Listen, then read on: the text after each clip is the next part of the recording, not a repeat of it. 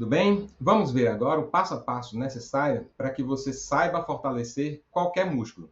Isso é muito importante porque vai lhe dar autonomia e segurança para que você não fique dependendo de protocolos pré-definidos e você simplesmente replique no seu paciente. Isso não é o que você está buscando aqui, é justamente o contrário. Você quer a sua independência, a sua autonomia na hora de prescrever. E o que é que vai acontecer agora?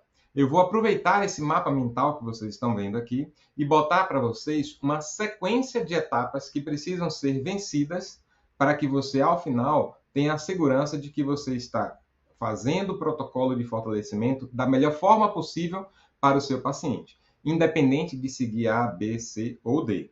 Ok? Então vamos lá. A primeira coisa que você precisa saber é quais são as correntes. Então vamos lá? Quais são as correntes que nós podemos utilizar? Nós temos basicamente três modalidades aqui. Uma delas é bem conhecida, que é o FES, outra é a russa e a outra possibilidade é a corrente australiana, conhecida pela sigla AUS. Você já conheceu essas três e essas são as que nós iremos utilizar para gerar contração. Por quê? Porque elas possuem um tempo on e off. E você não precisa sair desse grupo de correntes aqui para achar uma nova corrente para trabalhar força. Não há necessidade nenhuma. Uma vez que você já saiba a corrente exata, o outro ponto-chave que a gente precisa definir agora são os exercícios. Qual tipo de contração eu preciso fazer? Então, se você imaginou as correntes, mas não sabe nem que exercício você pretende fazer, você não sabe nem que contração você quer gerar. Então, os exercícios a realizar precisam estar claros na sua cabeça. Porque ele pode ser, basicamente, com um exercício que exija um movimento isolado,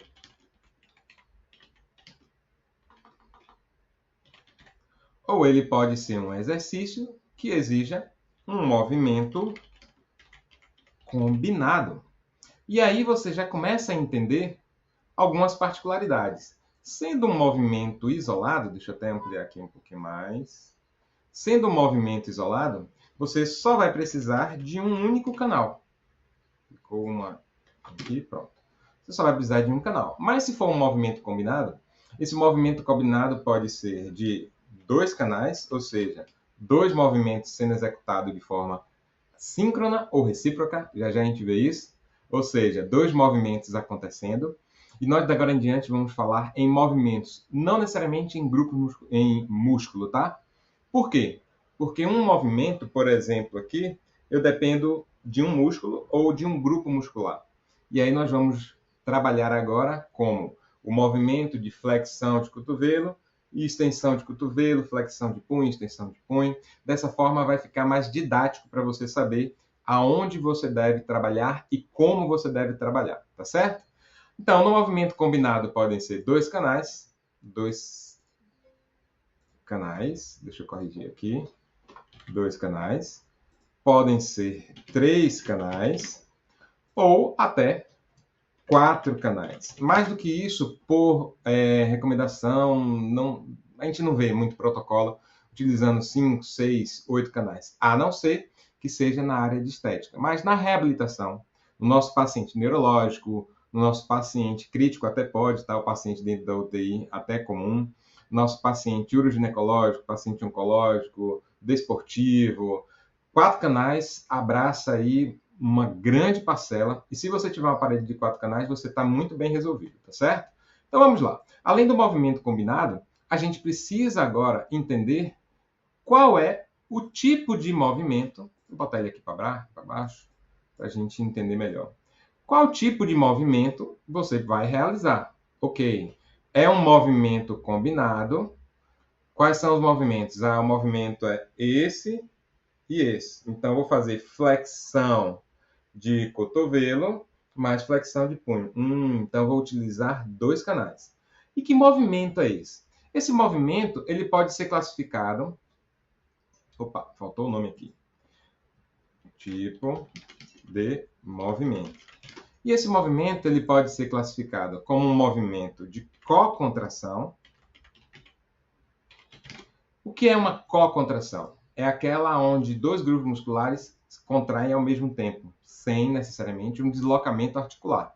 Então, se os dois músculos contraem assim, gero força aqui, é uma cocontração.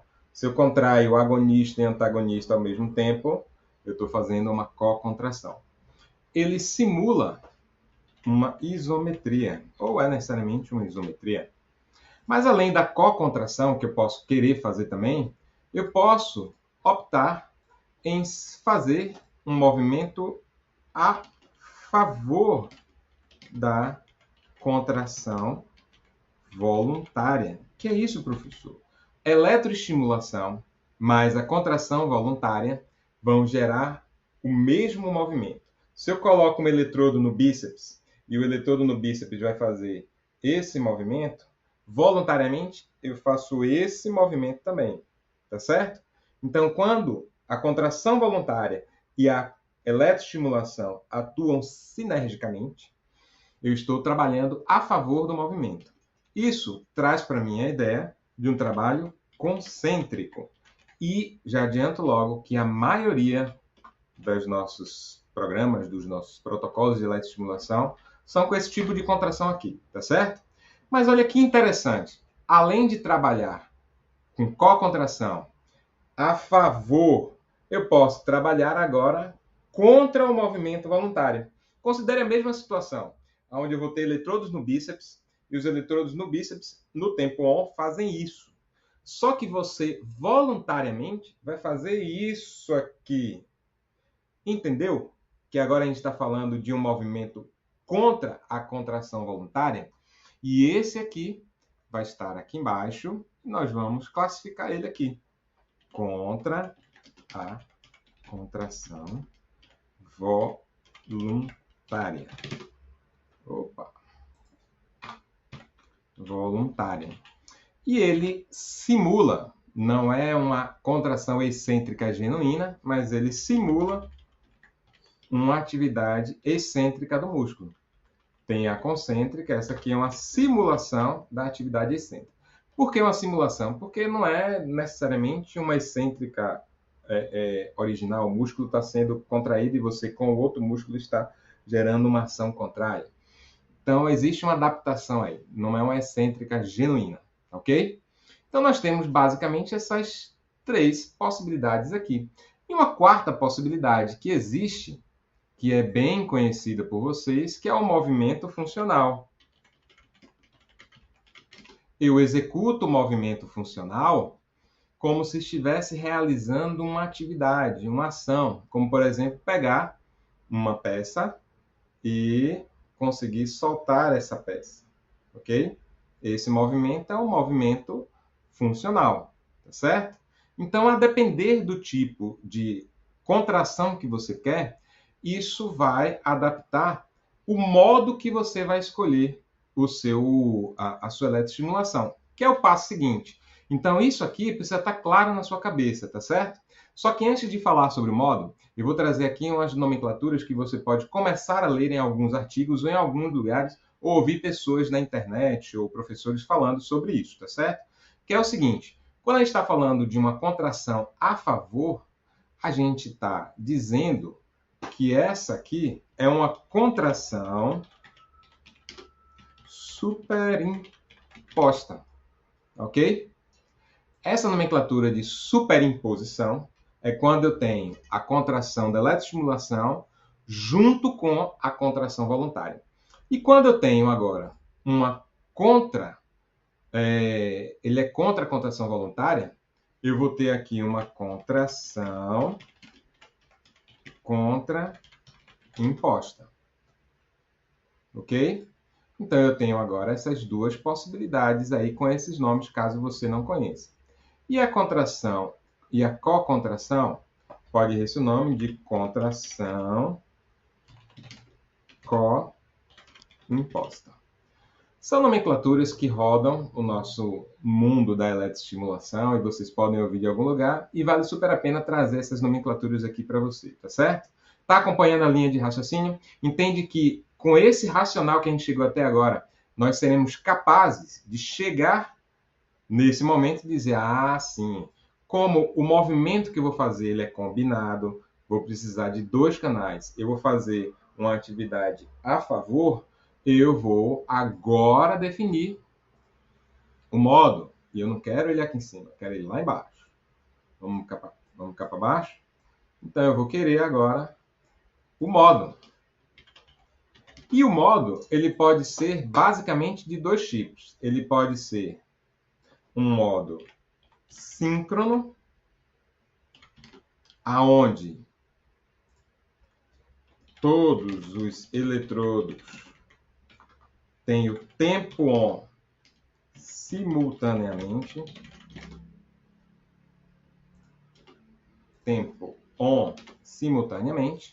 E nós vamos ter agora um modo recíproco, onde os eletrodos irão alternar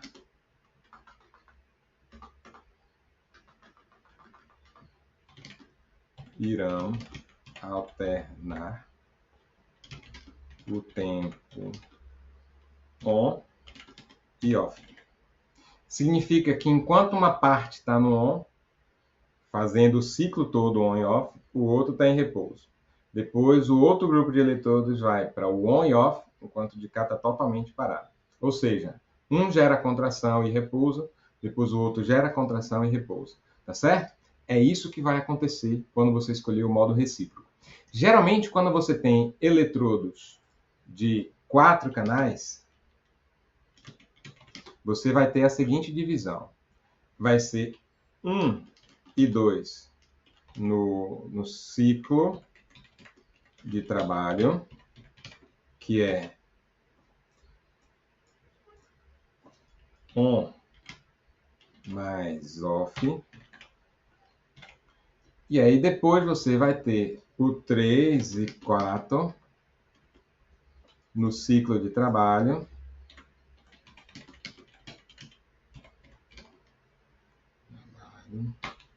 em repouso, on e off,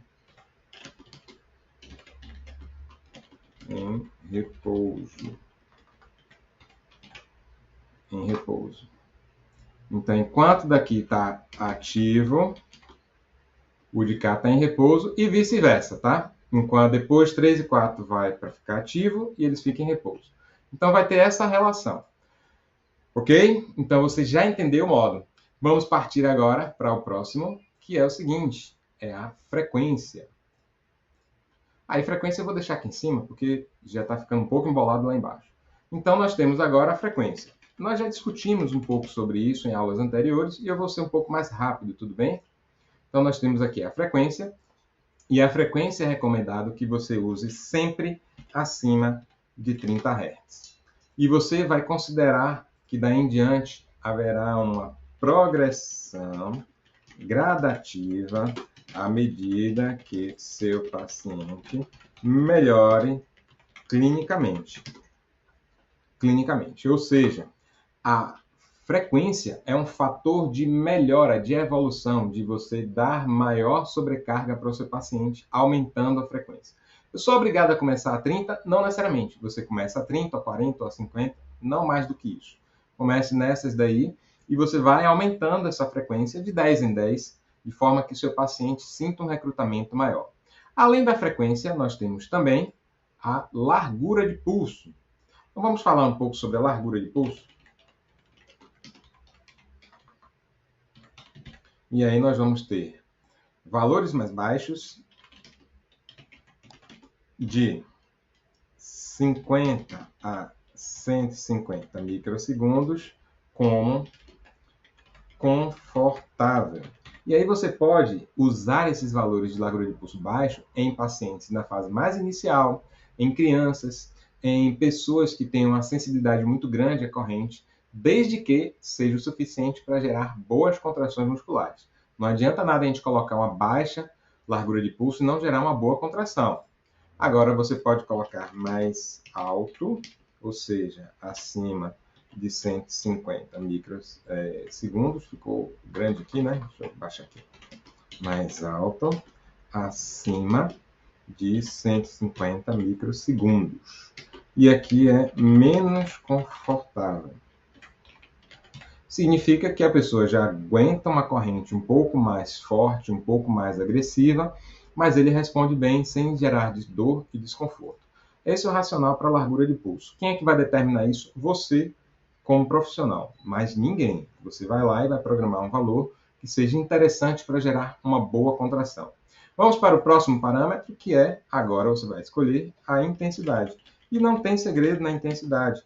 É sempre o máximo tolerável, gerando uma boa contração, máximo tolerável, gerando uma excelente contração sem gerar dor e fadiga. Só falta agora a gente falar de dois parâmetros. Um deles é o tempo on e tempo off, que isso se resume a ciclo de trabalho. Ciclo de trabalho você pode resumir ele em subida, sustentação, ou duração da contração. Você pode ter aqui como descida, ou rise e subida, decay, que é em inglês, né? Descida, e o repouso. Tá? O que nos importa é entender que sustentação é o on, repouso é o off. Ok. Subida e descida estão relacionados a conforto do paciente. Descida também é conforto. E aí, sabendo disso, você vai ter agora valores estimados para você projetar no seu paciente. São valores determinados para tudo? Não. É a média que a gente vê na maioria dos protocolos de fortalecimento. Subida e descida, na maioria das vezes, mas não 100%, por favor, entenda isso, ele vai variar de 1 a 4 segundos. Tempo de subida e tempo de descida também. Também. E o tempo de sustentação, em média, de 3 a 8 segundos. E você pode trabalhar a relação on-off, trabalhando com a relação de 1 para 1. Ou seja, a cada 1 segundo on, eu vou botar 1 segundo off. Ou a relação, no máximo, de 1 para 2. Não faz sentido a gente ver hoje relação de 1 para 4, 1 para 5, até 1 para 3 hoje não faz sentido. Mas essa relação ela é bem interessante, porque basicamente engloba tudo que você precisa no seu dia a dia aqui, tá? Dificilmente vai fugir de uma relação de 1 para 2. Dificilmente mesmo. Até nos pacientes neurológicos, de 1 para 2 você já consegue trabalhar muito, muito mesmo. Certo? Entendeu isso aqui, ciclo de trabalho? Só falta agora a gente discutir um único parâmetro, que é o tempo de aplicação. Quantos minutos eu devo deixar? O tempo de aplicação ele está diretamente relacionado à quantidade de contrações a serem... Ficou meio no canto, né? Vamos puxar para cá? A serem realizadas. E aí você precisa primeiro definir o número de contrações. Uma vez que você define o número de contrações, e aí eu vou pegar isso aqui e vou subir, significa que cada contração vai ser o somatório de subida, sustentação, descida e repouso. Ou seja, o ciclo de trabalho corresponde a uma contração. Quantos segundos de subida, mais quantos segundos de sustentação, de descida e repouso, isso aqui é um ciclo, uma contração. Se uma contração durar 30 segundos, você já sabe que vai multiplicar 30 segundos vezes o número de contração. E aí você vai agora multiplicar o número de contrações pelo tempo do ciclo de trabalho. Aí você tem uma estimativa. Se eu tenho 30 segundos na contração e eu quero 10, são 300 segundos. 300 segundos são 5 minutos, tá? É mais ou menos esse cálculo, é mais ou menos não, é esse o cálculo que você vai fazer utilizando os seus valores na hora de colocar no seu paciente, tá certo?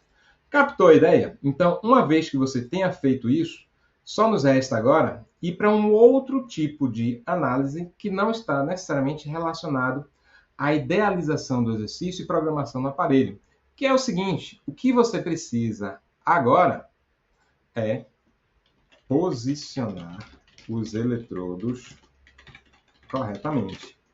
Para posicionar os eletrodos corretamente, você já aprendeu uma regra básica, que é descobrir o ponto motor do músculo ou do grupo muscular. Só que para você gravar tudo na cabeça é um pouco difícil. Eu vou agora trabalhar com vocês nas aulas seguintes como posicionar os eletrodos para 9 grupos musculares em membro superior e para 15 ou 14 grupos musculares em membro inferior.